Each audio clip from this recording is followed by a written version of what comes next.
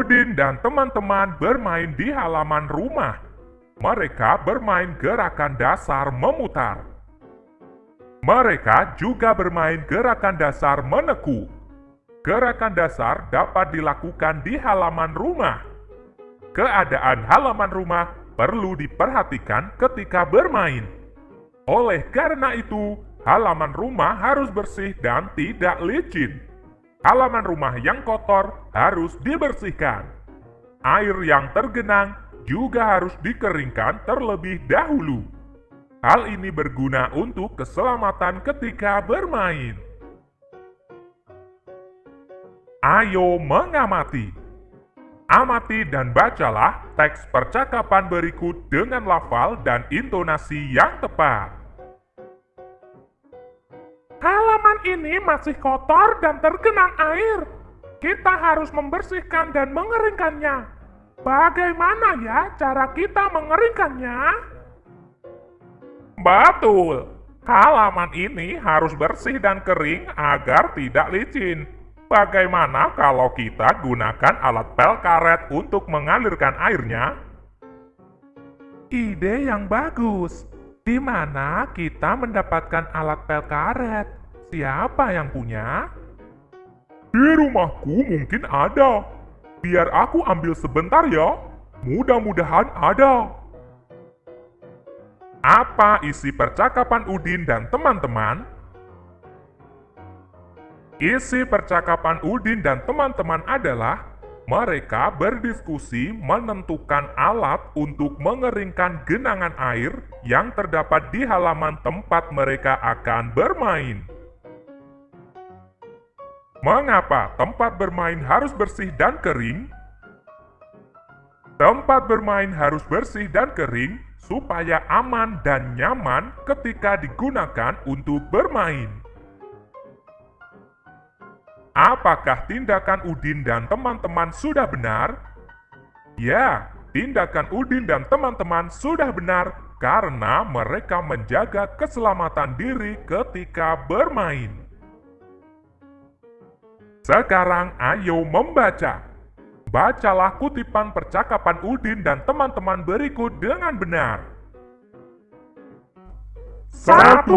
Bagaimana ya cara kita mengeringkannya? 2. Bagaimana kalau kita gunakan alat pel karet untuk mengalirkan airnya? 3. Di mana kita mendapatkan alat pel karet?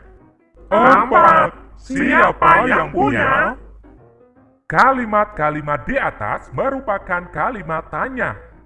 Kalimat tanya digunakan untuk menanyakan sesuatu. Di setiap akhir kalimat tanya selalu dibubuhkan tanda tanya. Kita dapat menggunakan kata siapa, di mana, dan bagaimana pada kalimat tanya. Masih ingatkah kalian tentang kata tanya dan fungsinya? Siapa digunakan untuk menanyakan pelaku, misalnya nama orang. Contoh, siapa nama adikmu? Di mana, kemana, atau dari mana? Digunakan untuk menanyakan tempat terjadinya peristiwa. Misalnya, di mana kamu membeli buku itu? Bagaimana? Digunakan untuk menanyakan cara atau proses. Misalnya, bagaimana cara membuat tempe? Kapan? Digunakan untuk menanyakan waktu. Misalnya, kapan kamu pergi ke Surabaya? Mengapa? Digunakan untuk menanyakan sebab atau alasan. Misalnya, mengapa kamu bersedih? Apa? Digunakan untuk menanyakan perbuatan atau keadaan. Misalnya, apa yang kamu lakukan di sana? Selanjutnya, ayo berdiskusi. Diskusikan dengan temanmu isi gambar dengan mengikuti petunjuk berikut. Duduklah berpasangan dengan temanmu. Amati gambar berikut dengan teliti. Tuliskan pertanyaan-pertanyaan yang sesuai dengan isi gambar tersebut. Tuliskan dengan menggunakan kata apa, mengapa, kapan, siapa, di mana, dan bagaimana. Perhatikan contoh berikut. 1. Kata tanya apa? Apa yang terjadi dengan Edo? 2. Kata tanya mengapa? Mengapa Edo bisa terjatuh? 3. Kata tanya kapan? Kapan Edo terjatuh? 4. Kata tanya siapa? Siapa yang menolong Edo ketika terjatuh? 5. Kata tanya di mana? Di mana Edo terjatuh? 6. Kata tanya bagaimana? Bagaimana cara Benny, Lani, dan Siti menolong Edo? Silahkan kalian buat kalimat tanya berdasarkan gambar tersebut sesuai dengan kreativitasmu. Sekarang, ayo mengamati.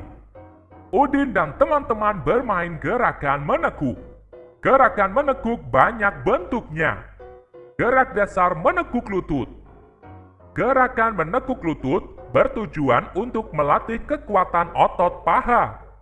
Selain itu, berguna juga untuk kelenturan kaki. Berikut beberapa gerak dasar menekuk lutut. 1. Gerak setengah jongkok. 2. Gerak jongkok penuh. Perhatikan perbedaan gerak dasar menekuk lutut setengah jongkok dan gerak dasar menekuk lutut jongkok penuh.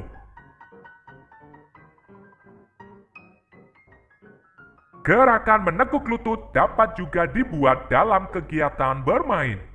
Kita dapat bermain kucing jongkok. Bermain kucing jongkok dapat dilakukan di air atau di darat. Perhatikan gambar berikut dengan teliti. Apakah kalian tahu cara bermain kucing jongkok di darat? Bacalah cara bermain kucing jongkok di darat berikut dengan teliti.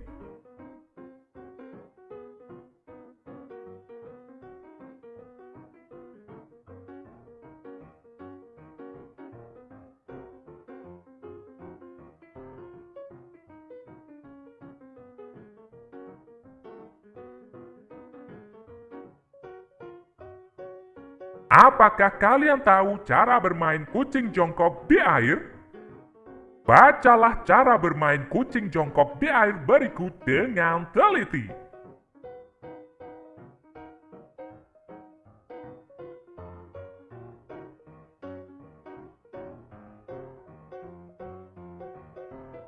Selanjutnya, ayo mencoba. Lakukanlah kegiatan berikut dengan benar. 1. Gerak dasar menekuk lutut setengah jongkok. 2. Gerak dasar menekuk lutut jongkok penuh. 3. Bermain kucing jongkok.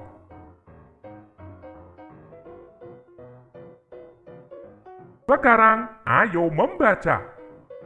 Udin dan teman-teman telah bermain kucing jongkok. Bermain kucing jongkok merupakan bagian dari kegiatan olahraga. Walaupun berbeda suku bangsa, Udin dan teman-temannya berolahraga dengan rukun. Hidup rukun mencerminkan sikap persatuan dalam keberagaman. Mari kita selalu menjaga persatuan dengan semua teman tanpa membeda-bedakan. Sekarang, ayo berdiskusi. Diskusikan dengan temanmu kegiatan-kegiatan berikut. Diskusikan contoh kegiatan olahraga lain yang mencerminkan sikap persatuan dalam keberagaman. Tuliskan hasil diskusimu pada tabel berikut. 1. Bermain kucing jongkok. 2. Bermain sepak bola. 3. bermain gobak sodor. 4. Bermain pipa sumur. 5. Bermain menjaring ikan. 6. Bermain kucing dan tikus. Kalian bisa menuliskan olahraga lainnya yang menunjukkan sikap persatuan dalam keberagaman.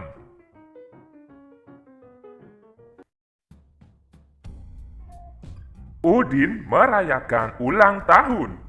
Ia mengundang semua teman satu kelasnya.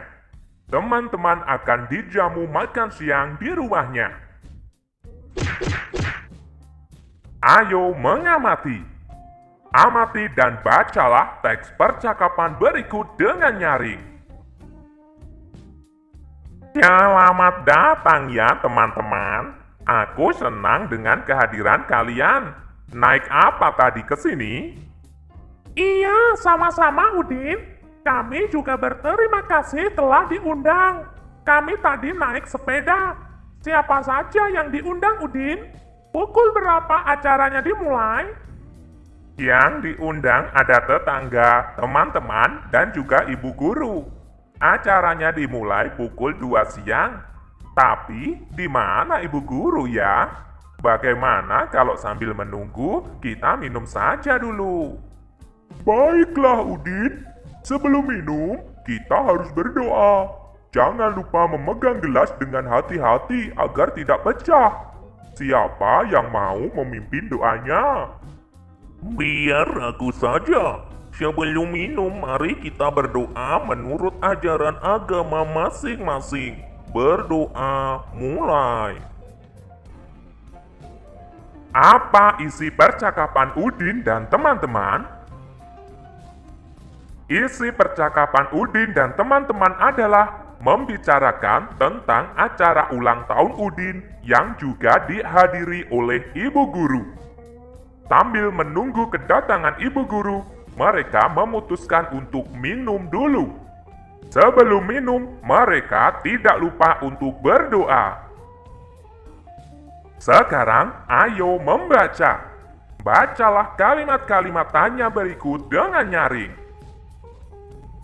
1. Naik apa tadi ke sini? 2. Siapa saja yang diundang Udin? 3. Pukul berapa acaranya dimulai? 4. Di mana ibu guru ya? 5. Bagaimana kalau sambil menunggu kita minum saja dulu? Kalimat-kalimat di atas merupakan kalimat tanya. Tentu kamu masih ingat dengan kalimat tanya, bukan? Kalimat tanya digunakan untuk menanyakan sesuatu.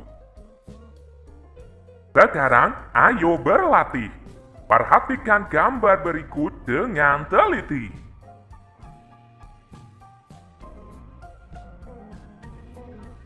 Tulislah kalimat tanya berdasarkan gambar yang kamu amati.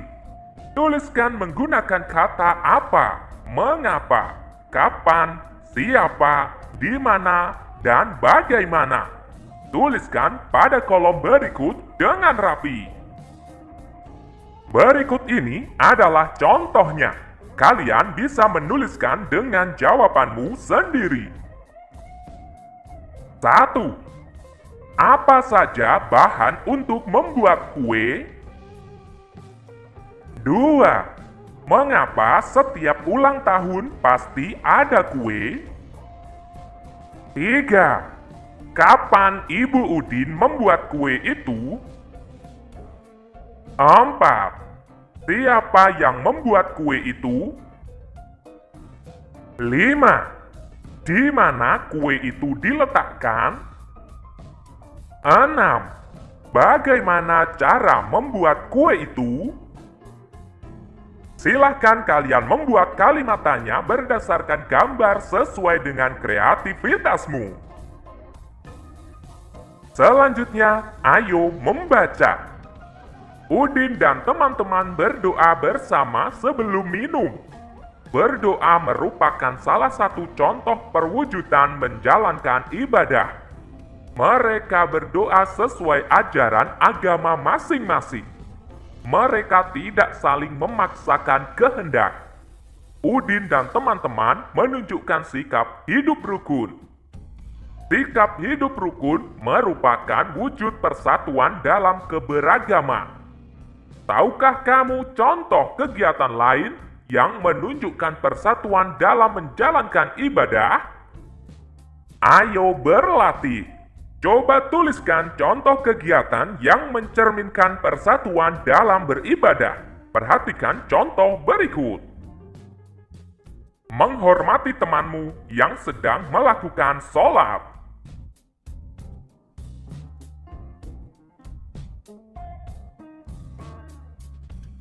Sekarang coba tuliskan kegiatanmu pada tabel berikut.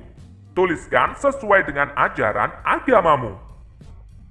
Misalnya, agama Islam, kegiatan melakukan ibadah sholat, mengaji, pergi ke masjid, merayakan hari raya Idul Fitri, melakukan zakat.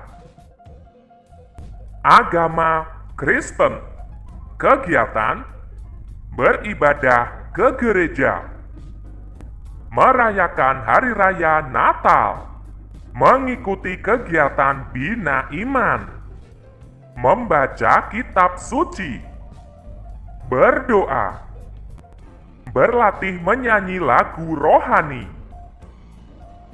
Agama Katolik, kegiatan berdoa, beribadah ke gereja, mengikuti bina iman, berlatih menyanyi lagu rohani, membaca kitab suci, merayakan hari raya Natal. Agama Hindu, kegiatan berdoa, beribadah ke pura, merayakan hari raya Nyepi, membaca kitab suci, mengikuti upacara keagamaan. Agama Buddha, kegiatan berdoa, beribadah ke wihara, membaca kitab suci, merayakan hari raya Waisak. Agama Konghucu, kegiatan berdoa, beribadah ke kelenteng, membaca kitab suci, merayakan hari raya Imlek. Itu adalah beberapa contoh kegiatan sesuai dengan agama. Silakan kalian tuliskan sesuai dengan ajaran agamamu. Selanjutnya, ayo mengamati. Bacalah percakapan pada gambar berikut dengan nyaring. Hati-hati meniup lilinnya ya, Udin. Mata akan terasa perih jika kena asapnya. Hati-hati juga memotong kuenya. Jangan sampai tanganmu terluka. Apa yang dilakukan Udin dan teman-teman pada gambar? Pukul berapa kegiatan itu berlangsung? Perhatikan gambar jam berikut dengan teliti. Bilangan berapa saja yang kamu lihat? Ada bilangan 1 sampai dengan 12, bukan? Sehari semalam ada 24 jam. Jadi, dalam sehari, jam berputar penuh sebanyak 2 kali. Setelah pukul 12.00 siang, penulisan waktu tidak kembali ke pukul 01.00. Penulisan diteruskan ke pukul 13.00 hingga pukul 24.00. Pukul 24.00 sama dengan pukul 12 malam. Perhatikan jam berikut. Mari kita tuliskan waktu yang ditunjukkan oleh jarum jam. Pukul 01.00 atau pukul 1.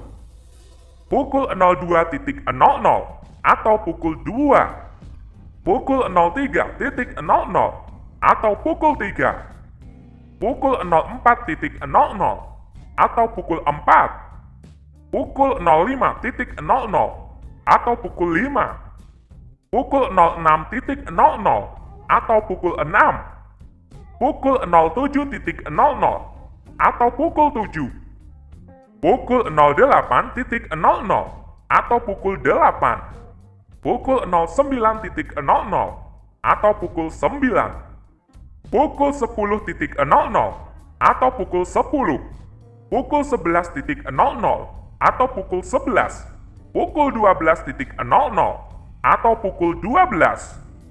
Setelah dari pagi sampai siang, sekarang kita lanjutkan dari siang sampai malam. Maka setelah 12.00, kita lanjutkan ke 13.00. Jadi, pukul 13.00 atau pukul 13 atau pukul 1 siang. Pukul 14.00 atau pukul 14 atau pukul 2 siang. Pukul 15.00 atau pukul 15 atau pukul 3 sore. Pukul 16.00 atau pukul 16 atau pukul 4 sore. Pukul 17.00 atau pukul 17 atau pukul 5 sore. Pukul 18.00 atau pukul 18 atau pukul 6 sore. Pukul 19.00 atau pukul 19 atau pukul 7 malam. Pukul 20.00 atau pukul 20 atau pukul 8 malam. Pukul 21.00 atau pukul 21 atau pukul 9 malam. Pukul 22.00 atau pukul 22 atau pukul 10 malam. Pukul 23.00 atau pukul 23 atau pukul 11 malam. Pukul 24.00 atau pukul 24 atau pukul 12 malam. Perhatikan gambar. Jam menunjukkan waktu siang. Maka, waktu yang ditunjukkan oleh jam di samping adalah pukul 14. Ditulis pukul 14.00. Perhatikan gambar. Jam tersebut menunjukkan waktu sore. Maka, waktu yang ditunjukkan oleh jam di samping adalah pukul 17. Ditulis pukul 17.00. Perhatikan gambar. Jam tersebut menunjukkan waktu malam. Maka, waktu yang ditunjukkan oleh jam di samping adalah pukul 20. Ditulis pukul 20.00. Sekarang ayo berlatih. Tulislah tanda waktu yang ditunjukkan oleh jam berikut dengan tepat. Perhatikan gambar. Jam tersebut menunjukkan waktu malam. Jadi, waktu yang ditunjukkan oleh jam di samping adalah pukul 21. Ditulis pukul 21.00. Perhatikan gambar. Jam tersebut menunjukkan waktu sore.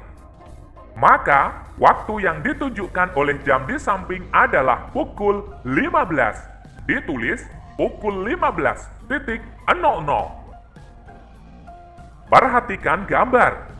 Jam tersebut menunjukkan waktu siang. Maka, waktu yang ditunjukkan oleh jam di samping adalah pukul 12. Ditulis pukul 12.00. Perhatikan gambar. Jam tersebut menunjukkan waktu malam. Maka, waktu yang ditunjukkan oleh jam di samping adalah pukul 23. Ditulis pukul 23.00. Perhatikan gambar. Jam tersebut menunjukkan waktu sore. Waktu yang ditunjukkan oleh jam di samping adalah pukul 16. Ditulis pukul 16.00